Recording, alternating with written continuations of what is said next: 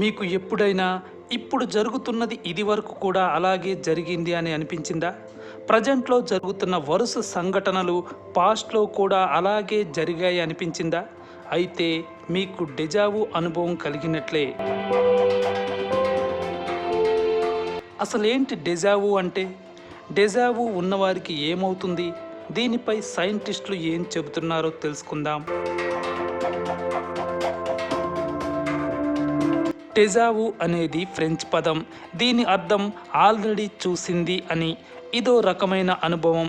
ఇది ఉన్నవారికి ప్రజెంట్ ఏం జరుగుతుందో అలాగే ఇది వరకు కూడా జరిగినట్లు అనిపిస్తుంది.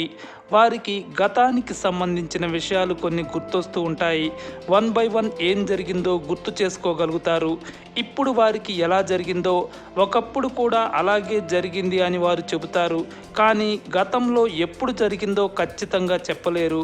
అదే డెజావు.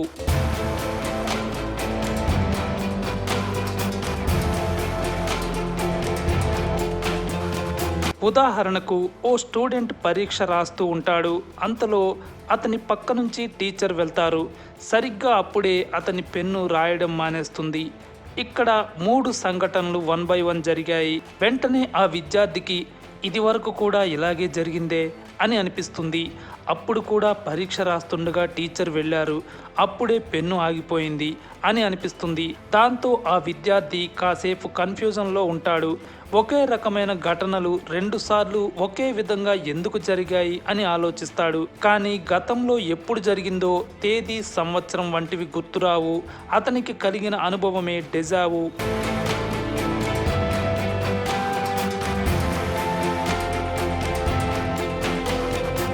మరో ఉదాహరణ చూద్దాం. ఓ యువతి రోడ్డుపై వెళ్తూ ఉంటుంది.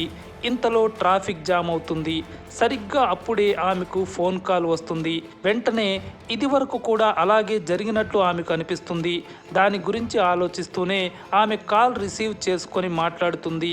అయితే ఆ మాట్లాడింది కూడా ఇది వరకు అలాగే మాట్లాడినట్లు ఆమెకు అనిపిస్తుంది.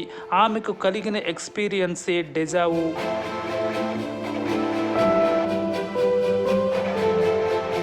ప్రపంచవ్యాప్తంగా ప్రతి 100 మందిలో 66 మంది దాకా డెజావు అనుభూతిని పొందుతున్నారు. తమ జీవితంలో కనీసం ఒక్కసారైనా ఇలా అనిపించినట్లు చెబుతున్నారు. ఇలా మీకు కూడా అనిపించిందా? అలా ఎందుకు అనిపించింది అని ఆలోచించారా?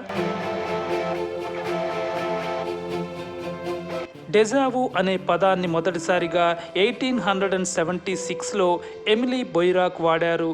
ఈయన France philosopher. The psychology of the future అనే బుక్లో డెజావు గురించి వివరించారు. దీన్ని జ్ఞాపకాల జ్ఞాపకం అని తెలిపారు.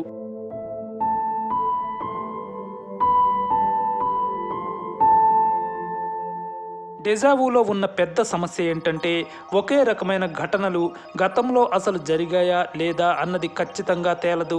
జరిగినట్లుగా అనిపించిన ఆధారాలు ఉండవు. కానీ ఇది వరకు జరిగింది అని బలంగా నమ్ముతారు.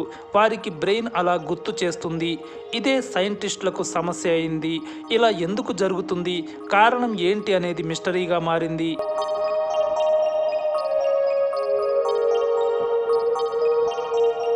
డెజావుకి సంబంధించి ప్రపంచవ్యాప్తంగా సైంటిస్టులు రకరకాల థియరీలు చెప్పారు. కానీ దేన్ని రుజువు చేయలేకపోయారు. ఎందుకంటే ఈ డెజావు ఫీలింగ్ ఎవరికి ఎప్పుడు కలుగుతుందో తెలియదు. పైగా ఇది చాలా తక్కువ సమయం ఉంటుంది. కొన్ని సెకండ్లలోపే ముగుస్తుంది. అందువల్ల డెజావు వచ్చిన సమయంలో ఆ వ్యక్తిపై పరిశోధనలు చేయడం కుదరని పనిగా ఉంటోంది. అది ముగిసిన తర్వాత పరిశోధనలు చేస్తున్న ఖచ్చితమైన కారణం తెలియట్లేదు.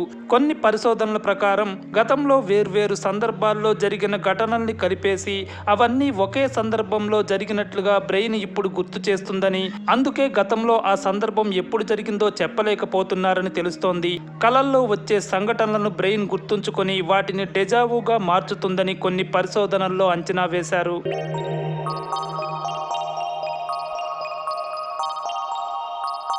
డాక్టర్లు డెజావుకి స్కిజోఫ్రేనియాకి సంబంధం ఉందా అని పరిశోధించగా లేదని తేలింది. అంతేకాదు ఇది జన్యుపరమైన సమస్య కూడా కాదని డాక్టర్లు అంచనా వేశారు. చాలా మంది డాక్టర్లు డెజావుని ఓ తాత్కాలిక మూర్ఛ అంటున్నారు. ఆ మూర్ఛ వచ్చినప్పుడు బ్రెయిన్ గతంలో అదే రకమైన ఘటన జరగకపోయినా జరిగినట్లుగా ఆలోచనను సృష్టిస్తుంది అని చెబుతున్నారు. ఇది కూడా అంచనా మాత్రమే.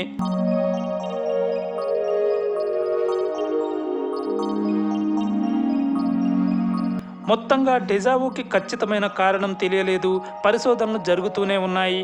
తరచుగా ట్రావెల్ చేసేవారు, ఎక్కువగా సినిమాలు చూసేవారు, తరచుగా కలలను గుర్తుంచుకోగలిగే వారికి డెజావు అనుభవం ఎక్కువగా కలుగుతోందని పరిశోధనలు తేల్చాయి.